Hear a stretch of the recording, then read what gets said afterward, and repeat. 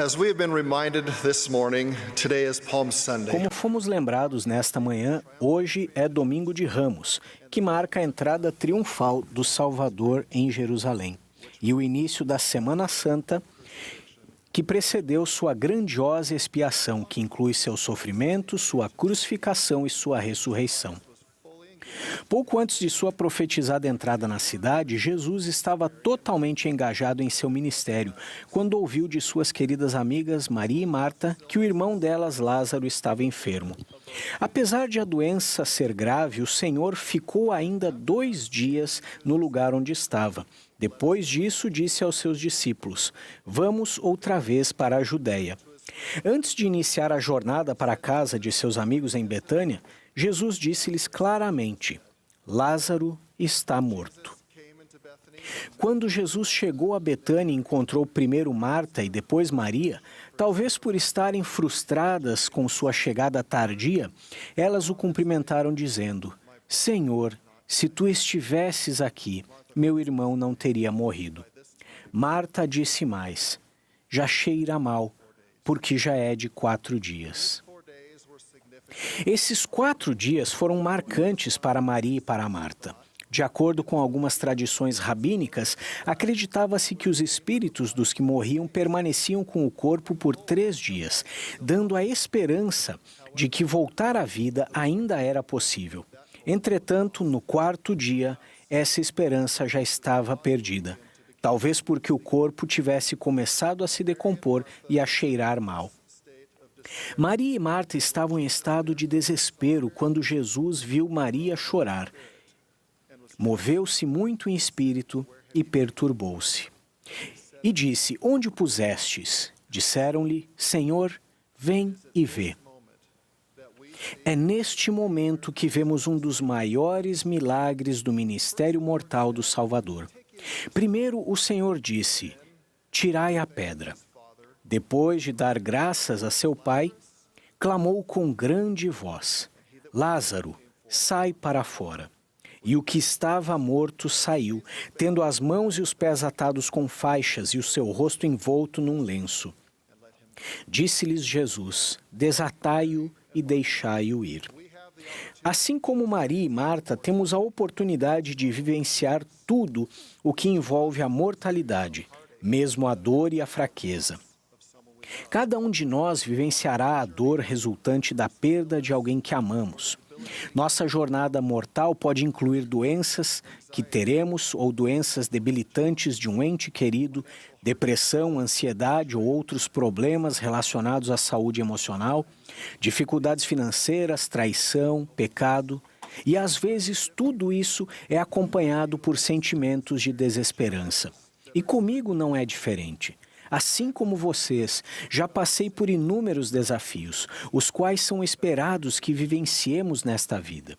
Penso muito neste relato sobre o Salvador e o que ele me ensina sobre nosso relacionamento com ele.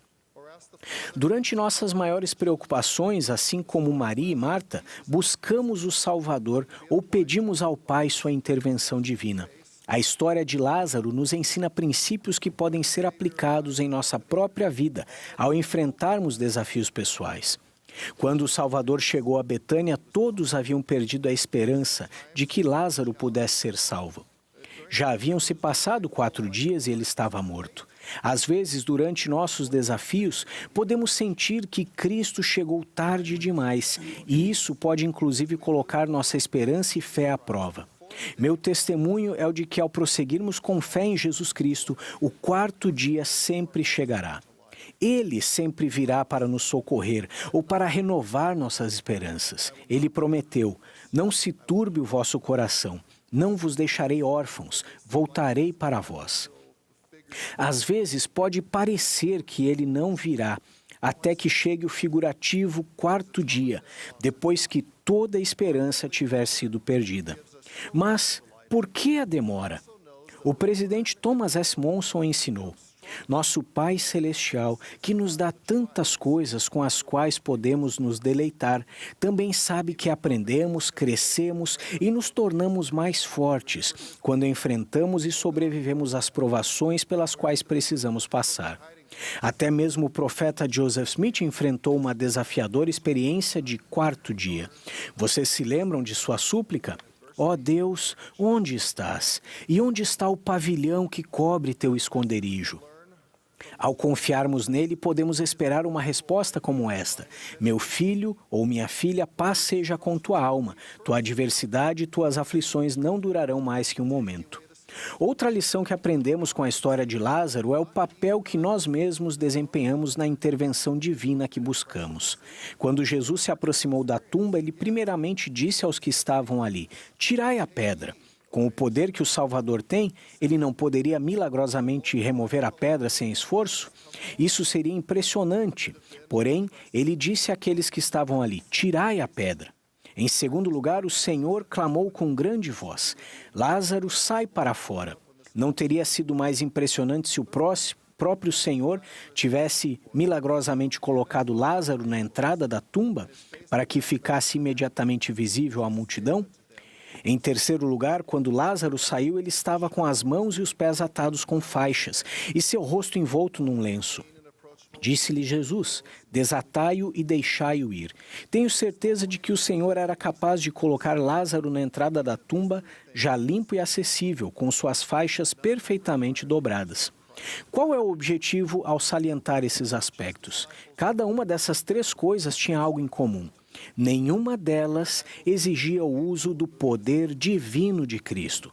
Aquilo que seus discípulos poderiam fazer, ele os instruiu que fizessem. Os discípulos certamente eram capazes de mover a pedra. Após voltar à vida, Lázaro era capaz de se levantar e de se apresentar na entrada da tumba, e aqueles que amavam Lázaro eram capazes de ajudá-lo a remover suas faixas. No entanto, o único que tinha o poder e a autoridade para levantar Lázaro dos mortos era Cristo. O Salvador espera que façamos tudo o que pudermos fazer, e Ele fará aquilo que apenas Ele pode fazer. Sabemos que a fé no Senhor Jesus Cristo é um princípio de ação e que os milagres não produzem fé, que é vigorosamente desenvolvida pela obediência ao Evangelho de Jesus Cristo. Em outras palavras, a fé provém da retidão. Ao nos esforçarmos para agir em retidão, ao fazer e cumprir convênios sagrados e aplicar a doutrina de Cristo em nossa vida, nossa fé sozinha não será suficiente para aguentarmos até o quarto dia. Mas com a ajuda do Senhor, seremos capazes de mover pedras que estão em nosso caminho, erguermos-nos em meio ao desespero e nos livrar de tudo que nos prende. Embora o Senhor espere que façamos alegremente todas as coisas que estiverem a nosso alcance, lembrem-se de que Ele nos dará a ajuda necessária em todas as coisas se confiarmos nele. Como podemos mover essas pedras e edificar nosso alicerce sobre a rocha? Podemos seguir os conselhos dos profetas. Em outubro passado, o presidente Nelson nos pediu que cuidássemos de nosso próprio testemunho, do Salvador e do seu Evangelho, que trabalhássemos e o nutríssemos, alimentando com a verdade e evitando poluí-lo com falsas filosofias dos incrédulos. Ele prometeu a cada um de nós, ao fazerem do fortalecimento contínuo de seu testemunho, de Jesus Cristo, sua maior prioridade, observem os milagres acontecerem em sua vida. Nós podemos fazer isso.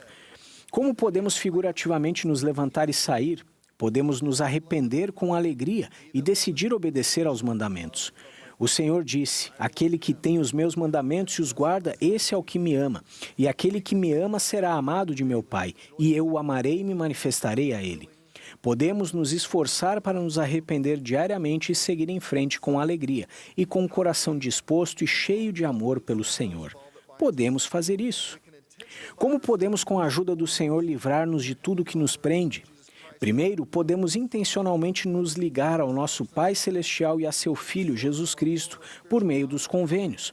O elder D. Todd Christofferson ensinou: qual é a fonte de nosso poder moral e espiritual e como a encontramos?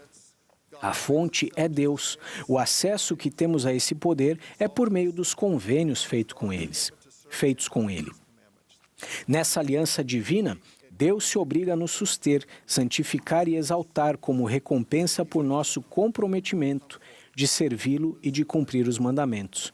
Podemos nos preparar para fazer e cumprir convênios sagrados. Podemos fazer isso. Tirai a pedra. Sai para fora, desatai-o e deixai-o ir. Conselhos, mandamentos e convênios.